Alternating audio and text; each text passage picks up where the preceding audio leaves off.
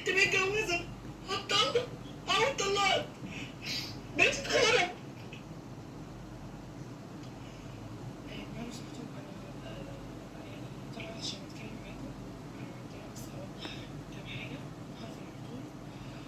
مش هطول عليكم في الكلام. انا بس محتاجه منكم ان انتوا تسمعوني، ومحتاجه منكم كل البنات اللي بتتفرج عليا تشيروا لان انا محتاجه زي ما الناس شافت اللي حصل، انا محتاجه كمان ان انا الحقيقه اللي انا هقولها توصل للعالم كله.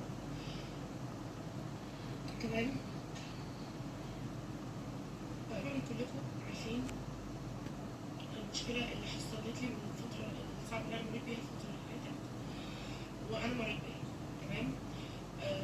بالنسبه للترند اللي طالع باسمي اليومين دول، طبعا كلنا شايفين ان مش احسن حاجه،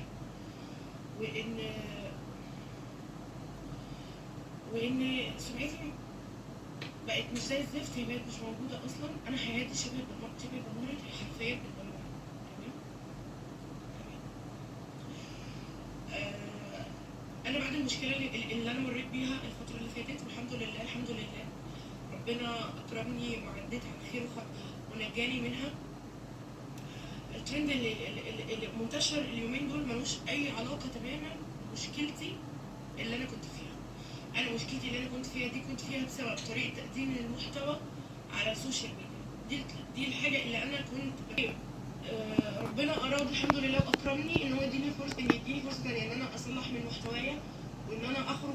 سواء كنت هكمل او مش هكمل، انا كنت ناويه اصلا ان انا مش هكمل في السوشيال ميديا. انا كده كنت ناويه ان انا مش هكمل، كنتوش هتشوفوني تاني. انا اتفاجئت زيكم بالفيديو المنتشر اليومين دول باسمي وفضيحة تدير عبد الرازق وهكذا. تمام. انا مش طالعه انكر واقول ان انا اللي مش الفيديو. اوكي، الفيديو بتاعي، بس اقسم بالله العظيم وحياة لا اله الا الله انا ما اعرف هو انتشر ازاي، ولا اعرف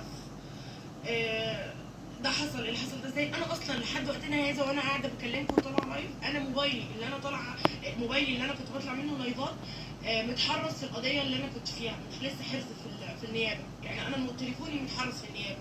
تمام. الفيديو ده انا معرفش هو انتشر ازاي وليه. تمام.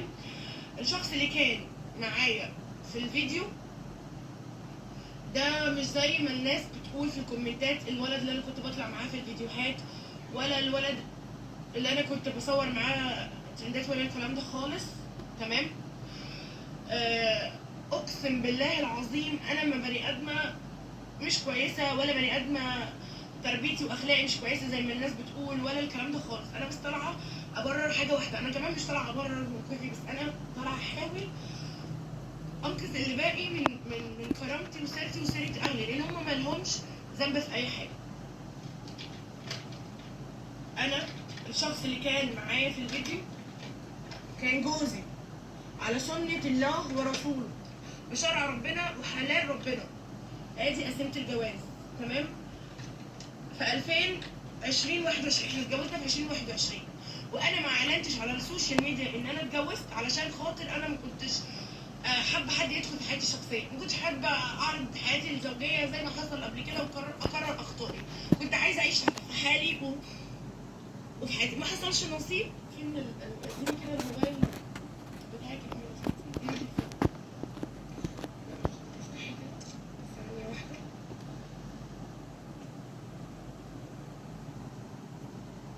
عايز التليفون. ما حصلش بيني وبينه نصيب. تمام. و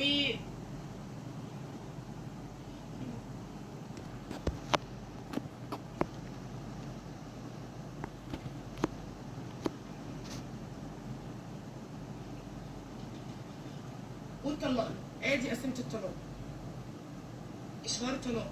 تمام. اتطلقت منه من سنه بالظبط. والفيديو ده انا معرفش عنه اي حاجه لحد ما شفته اليومين دول بعد الموقف والمشكله اللي حصلت لي وتشاير. ماشي. بالنسبه للناس اللي بتقول ان هو الولد اللي كان بيطلع معايا، انا بس حابه اوريكم حاجه. ادي صورتي، صورته معاه مش هقدر اعرض وشه. صورتي انا وهو، وادي الحظاظه اللي في الفيديو في ايده اهي. ده كان جوزي.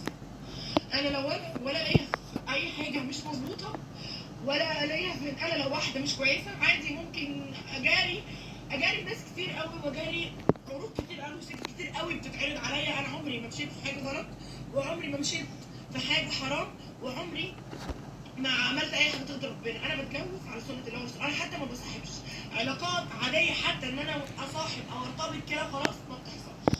انا بتجوز على سنه الله والرسول، وده كان جوزي. فبعد اذنكم لو سمحتوا اللايف ده يتشير، ومن فضلكم بعد اذنكم اي حد بيشوف الفيديو او بيشيره اتقوا الله. انت عندك اخت وعندك اخت، عندك ام، عندك زوجه، يعني عشان خاطر ربنا اي حد بيشير الفيديو خاصين من قدام ربنا يوم القيامه. لان انا اهلي اتدمروا وحياتي اتدمرت. انا بعد الجوازه اللي انا اتطلقت منها دي بتاع صاحبي، انا دلوقتي متجوزه. انا اتجوزت ست متجوزه، هتطلق او اتطلقت، بيتي اتخرب. انا بعد ما خرجت من مشكلتي اللي انا كنت فيها انا اتجوزت، بس انا كنتش عايزه برضه اعلن. فانا حاليا حياتي باظت، حياتي اتدمرت. فكمان انتوا دي توراني. بعد اذنكم يا جماعه من فضلكم الفيديو على قد ما تقدروا امنعوا انتشاره. وكفايه فضايح، كفايه فضايح ليا والاهل، عشان انا عندي ناس ملهاش ذنب، ملهاش ذنب في اخطائي او في اي حاجه او في اي حفله انا كنت فيها. انا المحتوى اللي كان بيضايقكم انا ما كنتش هطلع تاني. انتوا كده كده بعد اللايف ده مش هتشوفوني تاني.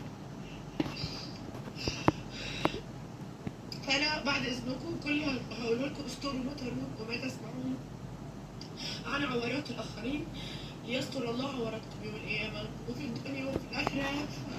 تحتسبوني او ما تحتسبونيش، اعملوا حساب لاهاليكم، لستاتكم واهاليكم. تمام.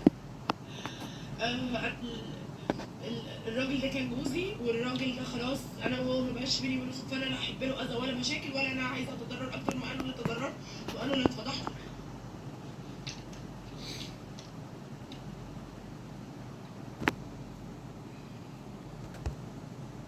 معلش النت فصل. تمام. انا بس حابه اقول حاجه اخيره. انا قدمت محضر، انا عملت محضر في كذا قناه وفي كذا صفحه.